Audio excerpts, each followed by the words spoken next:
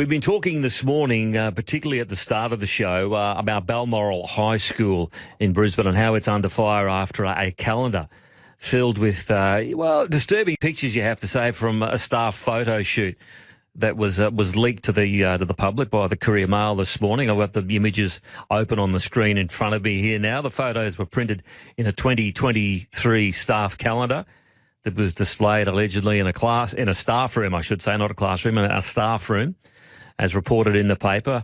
It's pretty disturbing, and as I said earlier, it's unacceptable and inappropriate in that environment, on no matter which way you want to look at it. I know there's some people who go, hey, look, they're just having fun. There's people that are characters, but I tell you what, not in that setting. And apparently some students had seen it, and we'll talk a little bit more about what's in these photos now, because joining us to unpack the story a little bit more is One Nation's candidate for Keppel, which is up in Yeppoon at the upcoming state election, James Ashby. Good morning, James. Yeah, morning, Bill. How are you? Good, thank you. Good. Now, how did you come across this? You quoted in the paper today? How did you come across the story? Well, it happened to be that a number of teachers from Balmoral High School had been ignored by the principal when they brought this concern to the headmaster's attention. There's been no repercussions for these photographs. And it's sad to say, as some of these teachers said, look, there's been greater action taken against school teachers who didn't have the COVID shot versus that of a calendar and a shoot that occurred on school premises during school hours around students and then printed and displayed. Yes, it might have been in the teachers' headquarters there, but as these teachers have said, we've raised complaints because students are constantly coming in to the staff area during lunch hours and so forth to talk to teachers, and it was inappropriate that these images were on display. In fact, they'd said that one teacher had shown a classroom, which is also inappropriate. Do you want to describe? So I was describing a little bit earlier what some of the images are, and so they're staged images of a whole different nature of things. There's a variety of them that have been described in the Courier Mail and photographed today. Look, they're just inappropriate, raunchy, probably best described as adult nightwear. What people do in their own homes is completely different to what they do in a school environment. It wouldn't be appropriate if this sort of calendar and photographs were taken in Parliament House. I'm sure the Premier and Education Minister would have a lot to say if these images were produced in our Parliament House there in Brisbane or any other parliament. This is a government facility. There are teachers that have taken offence to the images. There are other teachers within that school that have raised concerns that kids were exposed to this as well. And so I think they've got a right to actually discipline these teachers, but nothing has happened up until this point. And I might just add, one of those reasons might be the fact that one of the teachers involved is actually the union rep within the school.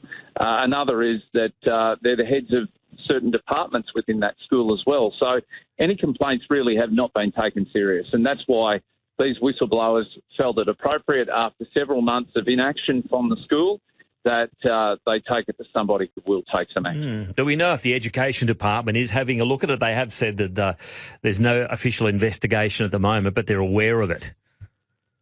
Well, I understand from these whistleblowers that the school went into meltdown yesterday when it was made apparent that the story was going to come out. So I would imagine that their complaint's been taken a little more serious since the Courier Mail and 4BC have taken some action to talk about it. Look, we want good teachers. We've got plenty of good teachers across the state that just want to turn up and do what's right for the kids, and that's prepare them for their education future and future beyond school. And we want to encourage those teachers. If you want to moonlight as, a porn star or anything else like that, that's probably not going to work for your career in education. So my recommendation, if you want to do your OnlyFans site or whatever, go and find a new career, because we want people that are teaching our kids that have got high morals, that want to turn up and give them the best education possible to prepare them for later life. Yeah, as I said earlier, that you look at the photos, and when we're talking like I mentioned earlier, it's like one of them's a bloke sitting at a desk on the phone in front of a laptop, and like an open chest, like a gold. Think of a Borat style. It's not quite as revealing as a Borat style outfit on, and then there's another one of a bloke pouring milk into a female colleague's mouth. It's really tasteless stuff, and it's completely inappropriate. I don't think it's acceptable on any level, No. and I don't think kids would even see a joke in some of this stuff as well. Is it a small cohort within that school, the teachers that have been a part of this? Has it divided the teachers? Yeah, it has divided teachers, and yes, it is a small cohort. It's reached the point where that staff room used to have up to 16 staff members in it. It's now dwindled down to a small handful because most of the teachers do not want to be around these individuals that were a part of this. It's smutty. It borders on pornographic, and for a lot of parents, they'd be concerned if their kids were at that school and their kids were exposed to this. I don't think any parent would like their kids exposed to this sort of material, especially at young high school impressionable age. Yeah, there's a lot of comments that have followed the article online, and I know as well. I've got a 13-year-old at school. I mean, they're trying to teach kids to look up and respect your teachers and your superiors at school, and it makes it pretty hard when you've got a bunch of teachers that are doing this sort of thing and parading around and putting it in a staff room. I don't get how they can expect to be treated with respect by kids.